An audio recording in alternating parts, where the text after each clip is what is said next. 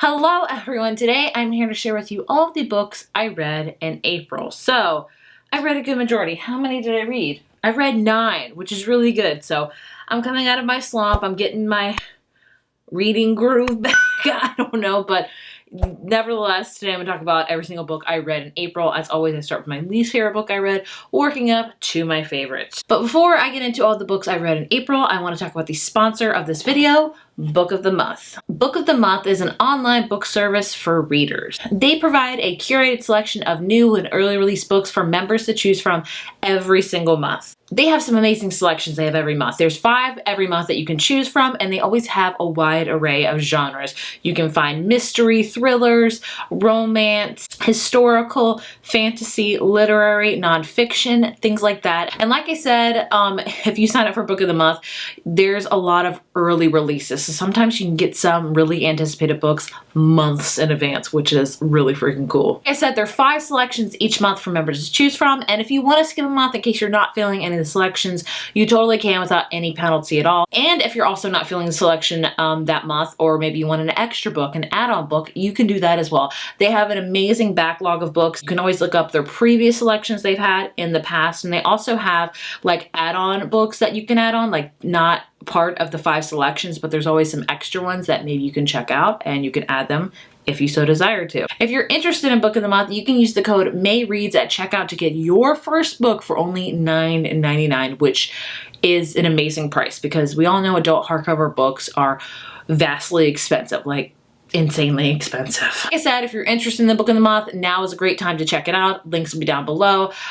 Every month, I always find new books that I really enjoy and really enjoy their selections because sometimes I've heard of the books and sometimes I've never heard of the books, and it's a great way to learn about new books. Like I said, all the links will be down below as well as the code, so be sure to check out Book of the Month. I do want to share with you quickly the 5 selections we have for Book of the Month for May. Honestly, I've never heard of any of these books, so it's going to be really interesting, and I really like that because I'm like, I don't know what really any of these books are about, so it'll be fun. The first one we have is Things We Lost to the Water by Eric Nigon. I love the cover. This one is a stunning debut novel about an immigrant Vietnamese family that settles in New Orleans and struggles to remain connected to one another as their lives are inextricably reshaped. So it's going to be a very intense book about an immigrant family, which sounds amazing. Then I believe we have a thriller, and that is Imposter Syndrome by Kathy Wang. A novel about women in the workplace, the power of big tech, and the looming threat of foreign espionage. So that sounds really cool. I love that there's a lot more books now that take place with women in the workplace, more specifically women like in the tech field and the STEM field. So it sounds really awesome. I think it might be like an espionage type of book, which sounds really intriguing. Then we have The Last Thing He Told Me by Laura Dave. This one I believe is a thriller. It's a riveting mystery certain to shock you with its final heartbreaking turn. I believe somebody disappears and things like that. So I always love a good mystery thriller. Like I found myself reading a lot of them in like the warmer months and also when it gets to be near Halloween. So that's the perfect time to check out a thriller. Then we have How Lucky by Will Leake. So this is an unforgettable story about a fiercely resilient young man living with a physical disability and his efforts to solve a mystery unfolding right outside his door.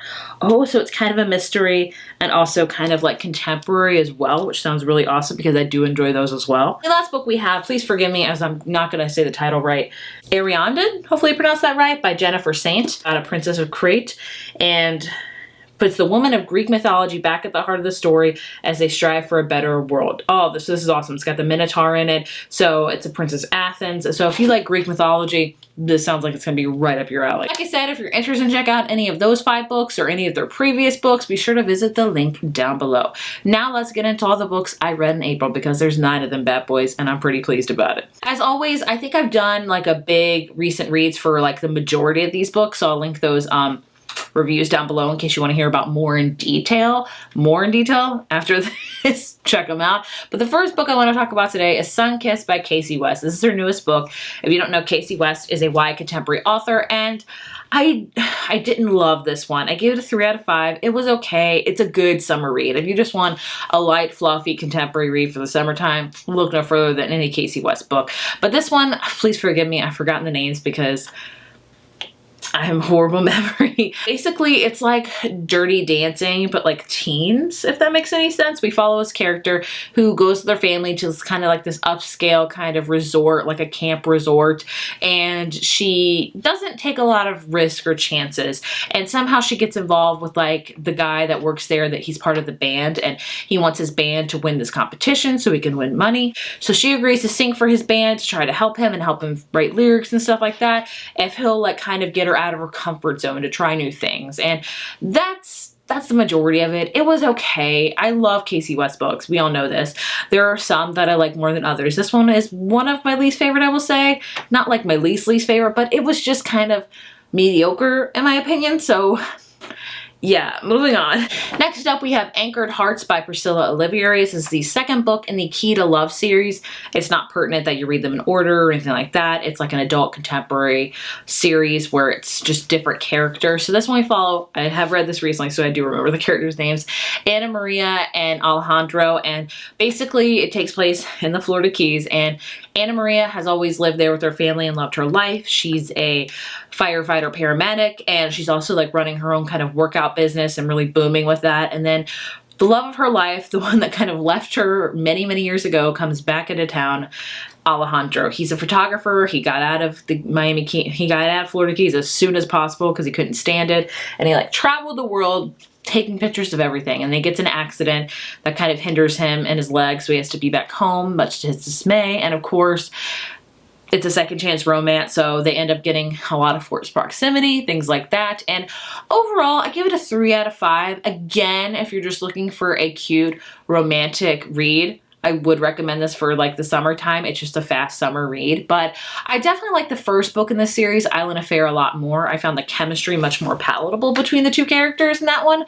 But this one was just, it was okay. But the covers always draw me in because they're so beachy, and I am a sucker for a beachy cover any day of the week. Next up, we have Just Last Night by Mari McFarlane. This is one I've had on my NetGalley for a while, and I read on a whim, and I liked it. I read it very quickly because I was very entranced by it. Like, I was really wanting to know what was happening. In this book, we follow a character named Eve, and she has 3 best friends. They've been best friends for a long time until one of her, like her best friend, Susie, ultimately dies in a car accident. This book is all about grief, and she learns a lot about Susie in the aftermath of her death that kind of affects the way she thinks about Susie. And it's an interesting book. I don't want to say I don't know if I recommend it. I would recommend it if you like a romance with kind of, you know, a little more bite to it, that's got a little more depth. This one deals a lot with grief and learning how to, you know, live with that. Also, Eve has been in love with another one of her best friends forever named Ed, and they've always kind of had this unrequited love, even though he's with somebody else, and she's just always kind of set her hopes on him that it will work out one day. And so Eve's dealing with that, also dealing with the untimely passing of her best friend, and that's what the whole book is about. Overall, I didn't love it. Like, it was interesting, it kept me engaged, but I just didn't love the characters as much, and I felt like things could have been handled a lot more graciously. And you know, they're around the same age as I am, so I really felt there was a lot of conversations that could have been had way earlier and way more like maturely, but that's just me. But it was just, I don't know. I liked it. It wasn't one of my favorites, but it was enjoyable. So again, 3 out of 5. Next up, we have The Road Trip by Beth O'Leary. This is her newest one. I've read her first 2 books, The Flat Share, which is one of my favorite romances of all time, and then The Switch, which I didn't really love. The Road Trip kind of fits right in the middle of that, so I gave it a 3.5. This one is all about Addie and Dylan, who are going on a road trip, not together, each with other people. Like, Addie's going with her sister, Dylan's going with his best friend, but they're going to like the same destination. They're going to a mutual friend's wedding. Somehow they get in a car accident with each other and they have to like ride together. And Addie and Dylan have been broken up for like 2 years, and it's the first time they've seen each other in that time. And so the whole book kind of goes back and forth with time, like currently to like seeing them broken up, and then you get flashbacks of when they met, how the relationship started, and things like that. This book is really about a dichotomy of a relationship, learning all about it, why they broke up, things like that. So in case you're like, a person that loves romance books and loves really learning about a relationship and just really dissecting it and going really fully into it, this is a great book to read. I would classify it, I guess, as a second chance romance, but I mean, I don't know. I don't know if any book by Beth Leary is going to live up to the flat share because I just love that one so much. But I did like this one. Like, there was a lot of drama in this book with another character that I was like, this is insane, but it was enjoyable, so I gave it a 3.5. Next up, I actually have the physical copy, and that is A Taste for Love by Jennifer Yen. I gave this one a 4 out of 5. It was super cute. Whoops. This is a YA contemporary book, and it's basically like a retelling of Pride and Prejudice, but also with a Great British Baking Show, like, kind of interspliced, which sounds really amazing. We follow a character named Liza who works at her family's, like, her family has, like, neighboring restaurants. One's like a bakery and one's a restaurant, and they call it Yin and Yang because their last name's Yang, and I was like, that's amazing. And Liza really loves baking, but of course her parents don't want her to do that because they know it's a hard job. They want her to go to college and for her to make a lot of money, to be a lawyer, to be successful, and Liza's trying to prove to her mom that baking is a passion and she can make it into a full-fledged career. So her mom, like, hosts this, like, baking competition every single year, like I said, kind of like the Great British Baking Show, and her mom allows her to be, like, the judge. She's like, this is great, like, I'm gonna prove myself. And then she goes there on the first day, and all of the contestants are young Asian American guys that her mom is clearly trying to set her up with. So it's like dating show, baking contest, you know, all that kind of stuff. It was really, really cute. I enjoyed it. I definitely learned a lot about the culture, and it was just a great, cute book. I just love any book that's set kind of in a bakery or has a food element to it. It's just one of my weaknesses, apparently. Then I have the next book as well. Who's shocked? I'm usually reading all ebooks these days. That is Good Girl, Bad Blood by Holly Jackson. This is a sequel to A Good Girl's Guide to Murder, which I read last year. It's a YA mystery thriller, which usually I don't love, but I love this series. They're fun.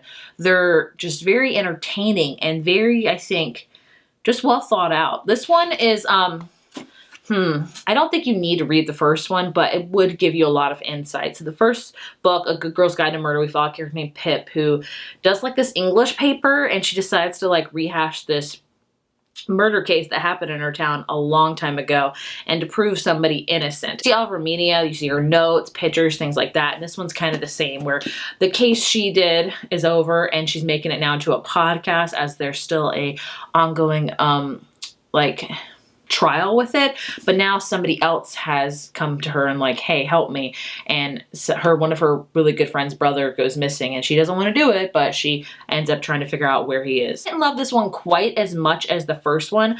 The first one captivated me from the start, and I really enjoyed the whole thing. This one, it took me about halfway to get really into it, but the ending was really, really good, and it's definitely setting it up for another sequel that will definitely be pertinent that you read this one too. But overall, I think I gave them both a 4 out of 5. If I could, I guess I would give A Good Girl's Guide Murder like a 4.5, and this one would be a 4. But if you're looking for a great YA mystery thriller series, I would highly recommend checking out this one. Next up is What's Not to Love by Emily Wibberley and Osman Singh Mabroka. So this is their third book, I think, and I have to say, I think it's my favorite. So this is, I think, oh my gosh, I think their names are Ethan and Allison. I'm proud of myself for remembering that. And they are just very competitive. It's their senior year of high school. They loathe each other. They compete for everything. Like, I'm talking about who gets the better grade on a test, who gets there first, you know, insane type of things. And their principal's getting quite sick of it because who wouldn't? And she decides to pair them up together to help plan, like, their school's 10-year high school reunion.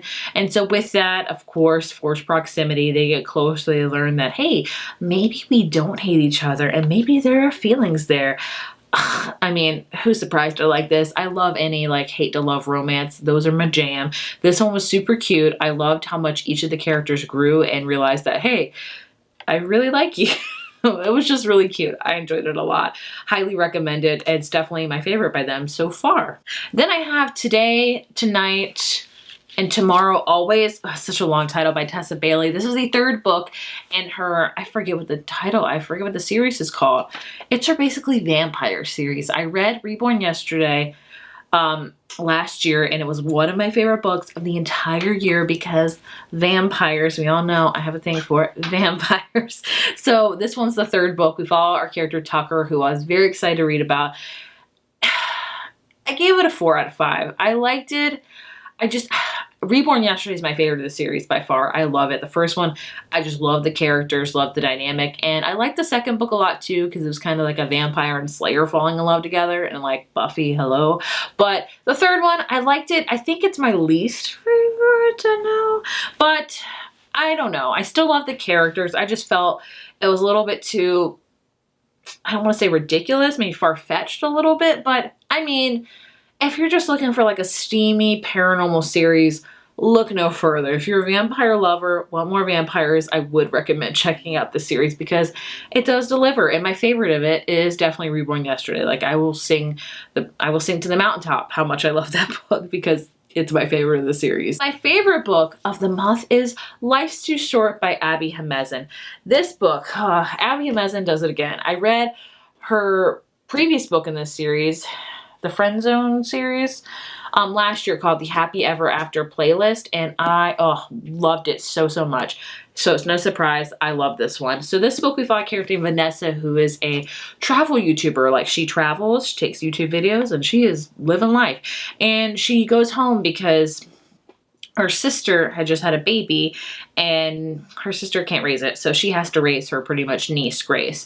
And she doesn't know what she's doing really. And then one day at like 2 a.m., one night, I guess you could say, she gets a knock on her apartment door. Her neighbor's like, hey, like, this baby's crying a lot. Like, can I help you? Because I need to get some sleep. And her neighbor is Adrian. He is a hotshot lawyer. He owns the building. And so she's like, I'm at my wit's end, sure. And so they become friends, and they make that very clear at first that they're just friends, that they don't feel attracted to each other. They just want to have friendship, things like that. But of course, as time goes on, feelings happen, things like that. Vanessa is also really dealing with a lot in her life because her family really suffers from ASL, Lou Gehrig's disease. Both her mother and her sister have passed away from it, and her grandmother. So it's very hereditary in her family. So she's always known she's going to have a short life. So she doesn't want to fall in love with Adrian because she knows she's not going to be around for much longer. She doesn't know when this disease is going to hit, but it will hit her probably. And so she's dealing with that. Also, the rest of her family is very like much in a mess, and she has to clean it up constantly. So it's just a beautiful book about falling in love while dealing with family and also raising a baby, which I loved it. 4.5 out of 5. I did not love it as much as the Happy Ever playlist, but she writes such beautiful romance books that have a really big sad like overture to it. So it's not going to be all happy and roses. No, we're going to go through some stuff much like real life to get there. But I really love her books. So happy I read it. Definitely my favorite read of the month. There you have it. Those are all the books I read in April. Overall, really good reading month for me. Even though there was no 5 stars, I read 9 books. So I feel like I'm back on my game. I'm feeling good, feeling confident. Hopefully I can continue this because I think I'll probably do good for May, June, July, and August. And then September is going to be all out the window. So I'm trying to read, like, even now when I see books on NetGalley that are coming out in September, I'm like, I need to request this now because I will probably not be able to read this in September. So I need to read it probably as soon as possible.